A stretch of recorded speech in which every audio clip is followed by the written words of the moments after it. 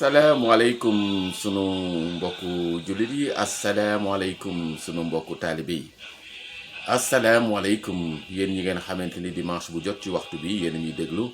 ci seen chronique bi nga xamante ni ñu ngi leen koy defal fii ci États-Unis ci jàppandalu rajo bi nga xamante ni moom la ñuy wax sunu kër FM nekk fi nga xamante ni moom mooy Californie aux États-Unis d'Amérique. xam ngeen ni nag dimanche bi ñu génn ñëwoon nañu lu baree bari ci li nga xamante ne rek moom mooy le procès du 5 septembre 1895 ak wax leen tubaab yi nga xamante ni ñoo ko teewoon te mute jiite leen wax leen aussi mute moom nga xamante ne moo jiite woon procès bi fan la mujje waaye nag tey jii dañu bëgg nag indil leen d'après bi ñu leen indilee taarixu mag ñëpp ñi nga xamante ni doon nañu xeex pour taxawal l'islam ak buur yi nga xamante ne dañu doon xeex pour Sénégal moom boppam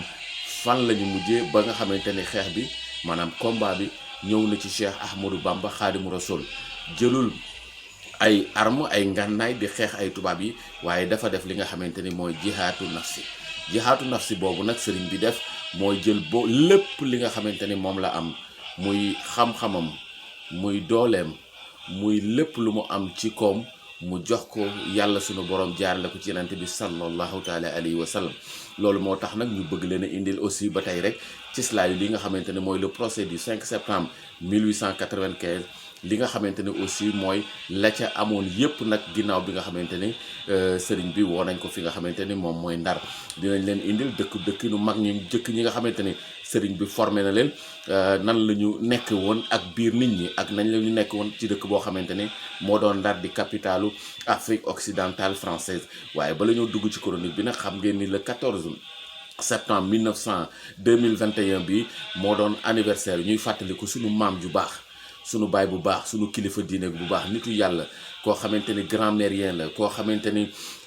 boroom xam-xam la koo xamante ni dafa doon baayam suñu maam El Hadj Malick Sy muy sëñ Abdoul Aziz Sy Dabakh wàcc liggéey le 14 septembre 1997 doon koo xamante ni il a marqué la oumma islamique mais il a marqué aussi ñëpp ñi nga xamante ni ñooy dëkk Sénégal ñi nga xamante ni gëm nañu diine l'islam wala ñu nekk ci beneen diine wala ñu yeewoo fi nga xamante ne rek moom mooy Sénégal ci li nga xamante ne rek moom moo doon incarné loolu mu nga xamante ni mooy turam ñu koy wax Dabakh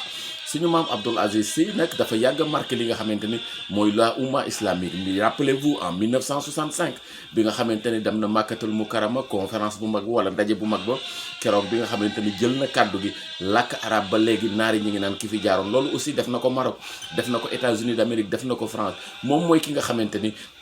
suñu baay suñu maam Cheikh Abdoul Aziz Sy Dabakh moom moo nga xamante ni moo dekkalaat li nga xamante ni aussi moom la ñuy wax li nga xamante ni mooy dëkku baayam bu muy Jaksaaw waaye joxaat ko beneen envergure joxaat ko beneen organisation suñu baay suñu maam Cheikh Abdoul Aziz Sy yàlla na daje ak li nga xamante ne rek mooy liggéeyu baayam bu baax ba sëñ Abdou suñu maam El Hadji Malick Sy nga xamante ni bi muy ñëw Tiwaawoon yéeme woon na donc nag yàlla na daje aussi ak liggéeyu maamam ju baax ja ak maam Maram Mbacké parce que surtout maam Maram Mbacké la ci waajuram bu jigéen soxna Safiyatu Ñang nga ñang ba ci maam Maram Mbacké waaye aussi ci waajuram bu góor suñu maam El Hadji Malick Sy maam Ousmane Sy Thierno Bouna Sy ba nga xamante ni fi nga xamante ni mooy maam Maram Mbacké donc ñoom liggéey na liggéey boo xamante ni bu am solo incha allah comme ni ma ko waxoon dinañu jéem a changer suñu calendrier bi dugal ci li nga xamante ni mooy mag ñu baax ñi peut-être ñuy def chronique bu ñu ko temps bi may samedi ak dimanche muy mën a yaatu waaye suñu mbokk yi xam ngeen ni nag comme ni ñu leen ko waxee woon tey jii nag dañoo bëgg indiwaat li nga xamante ne rek mooy cëslaayu li nga xamante ne rek mooy le procès du 5 septembre 1895 rappelez-vous le 2 janvier 1896 maanaam ay weer 5 mois après bi ñu attee Serigne Touba la ñu atte aussi Samba Lawbe Penda Ndiaye moom mi nga xamante ni mooy rakku Albouri Ndiaye moom itam nga xamante ni dafa ñëwoon seet Serigne Touba Mbacké Bari Jolof tubaab yi accusé ni de affaire impôt moom itam ñu yóbbu ko fi nga xamante ni mooy Gabon mu am fa 5 mois ak ki nga xamante ni mooy Cheikh Ahmadou Bamba Khadimu Rasul yooyu yëpp bu ñu yeggee ci état bu Gabon bi dinañ ci ñëw indi leen leeral yu bari li nga xamante ne sax bokkul ak li nga xamante ni moom la ñuy wax généralement parce que Albouri Penda Ndiaye dafa joxoon sëñ Touba boppam loolu bokk na ci li nga xamante ni moom mer la woon tubaab yi te muy doon koo xamante ni aussi gor la waaye aussi suñu mbokk yi xam ngeen ni nee naa leen sëriñ bi donc ñëw na fi nga xamante ni moom mooy yóbbu nañ ko fi nga xamante ne mooy exil dañuy indi implication yi parce que xam ngeen ni sëriñ bi diggante Touba ak Daaru Salaam ak Touba sëriñ Touba formé na cheikh yu njëkk yi jox leen li nga xamante ni mooy cantam ñenn ñi nag delluwaat seen dëkk am kenn koo xamante ni nag sëñ Touba daf ko yóbbu fi nga xamante ne moom mooy Ndar di capitale de l'occidental de l'Afrique occidentale française muy maam Cheikh Ibrahima Fall Lampul Baal Baabi Mouridina maam Cheikh nag bi mu indee Ndar dama naan Ndar sax dafa tas parce que maam Cheikh bi mu ñëwee dafa am ñaari comportement yoo xamante ni ñoo am vis-à-vis de maam Cheikh ñaari comportement yëpp dans un premier temps comportement d'accord ñu woon ak moom rejeté maanaam comportement de rejet moo amoon donc muy ñi nga xamante ne dañoo ay musulman la ñu jàng alxuraan waaye aussi tubaab yi donc loolu moo tax ñu indil leen nag maam Cheikh bi nga xamante ni nee na cës biir Ndar donc loolu nga xamante ni moom la indi muy nouveauté ci li nga xamante ni noonu la ñuy pratiquer l'islam waaye nouveauté aussi ci li nga xamante ni moom mooy liggéey muy caslaam waaye nouveau aussi ci li nga xamante ne moom mooy comportement ci dëkk boo xamante ni tubaab yaa ngi fi chérifu naar yaa ngi fi kilifa diine yaa ngi fi donc li ma leen di wax tubaab yi dañu amoon sentiment de rejet d'abord ci maam Cheikh naan kii ku mu doon ba mujj sax dem di ko traité li nga xamante ni mooy koo xamante ni xel mi matul waaye xam ngeen ne nag lii Paul Marty indi dans ses mémoires nee na maam Cheikh Ibrahima Fall est un homme extrêmement intelligent influent c'est le ministère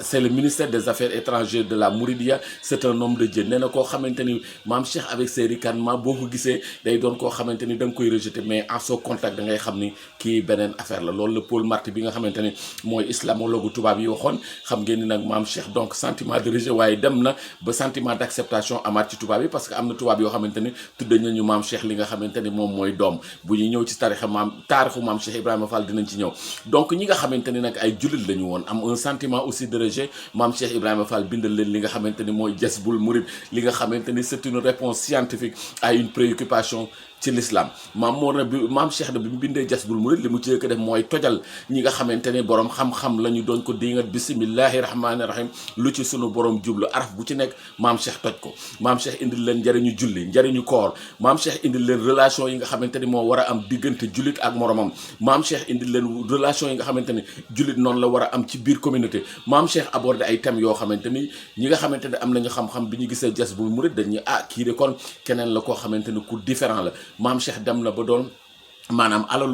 alal ak propriété maam Cheikh doon na ba nga xamante ni Sénégal kenn ëpp ko fi woon li nga xamante ni moom mooy ay titre foncier ci xelam mu rafet maam Cheikh dem na ba nga xamante ni traitant tubaab yi dañuy dem di boole ak gouverneur bi di ko wax ni mënatuñoo jaay seen warga yi ak mënatuñoo jaay lépp li nga xamante ni mooy moom la ñuy jëfandikoo ndax loolu lépp maam Cheikh dafa koy produire kenn dootu ko importer donc maam Cheikh dugal Sénégal dans une phase d'autonomisation ñu moom seen bopp loolu donc yàgg na ci li nga xamante ni mooy yoonu murid waaye aussi yeneen Cheikhu Serigne Touba yi aussi di dund condition yoo xamante ni yu metti la ci nga xamante ni mu jël sëñ Balla Fall Dieng bi Serigne Touba jaarale li nga xamante ni mooy màggal gi nga xamante ni moom la ko sëñ Touba jëkk wax sëñ Balla Fall Dieng moo jëkk a bay Touba barab bi nga xamante ni moom la ñu denc sëñ Touba bi mu delluwaatee au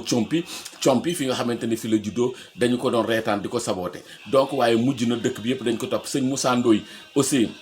moom mi nga xamante ni aussi ci seexu sëñ Touba lañ lakk nañu këram ñetti yoon waaye xam ngeen ne bi ñu demee ba war koo génnee dëkk bi saa bu demee ci sëñ Touba rek danaan ko foofu mooy dëkkuwaay bi xam ngeen ni sëñ Moussa Ndoye après la mu waxoon mag ñi rek mooy loo xamante ni c'est une réponse aussi scientifique à une préoccupation bi mag ñi nga xam bokk nañu xam-xam ñi sëñ Abdoulaye Seye ñi ko jàngal ñëpp bi ñu dajee dem ci moom di ko laaj lu tax bu ñuy julli du ànd ak ñoom mu ni leen man li tax du mooy bu ngeen di julli du ma ànd ak yéen saa musuma gis jàng naa Baqara ba Naas waaye gisuma foo xamante ni imam buy dem di julli buftu yeeg ndënd yi dañ koy topp di ko loolu gisuma ko ci Baqara ak Naas moo tax ma sib seen julli waaye loolu xam ngeen bi mu ko defee mag ñëpp dañ ko jëf sëñ Daaru Assane Ndiaye sëñ Ibrahima Sarr Ndiaye bi muy dellu Mérina Sarr te baayam doon muxaddam juddu en 1850 moom itam ak suñu maam sëñ Fallou Fall bi ko sëñ Saliou Fall bi ko sëñ Touba boole loon moom itam bi muy dem jafeñ-jafeñ yooyu la am donc nag mu yoon waa ngoog incha allah dinañu ñëwaat ci cëslaay yi di leen wax ni loolu moo doon contexte bi suñu mbokk yi lii mooy suñu chronique gu tey bi dañu amul temps bu bari nag waaye incha allah bu dimanche dinañu ñëwaat aussi ci yeneen aspect ci li nga xamante ne mooy le procès du 5 septembre 1895 avant ñuy dugg Serigne Touba ñu indi ko fii nga xamante ne moom mooy Ndakaaru jërë ngeen jëf ba dimanche prochain incha allah